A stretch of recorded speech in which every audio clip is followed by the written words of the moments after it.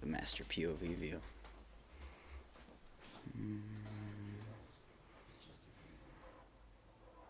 Seems to handle things fairly well. I don't know, we'll see how it looks when I put it on the computer. It's a little bigger. I know how to compare it like equally with other things. But it does appear to look pretty good.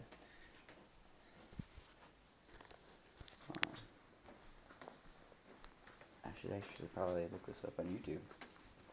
But lately, I've been having to wait for YouTube to buffer forever. It's been terrible, absolutely terrible waiting for the buffer lately.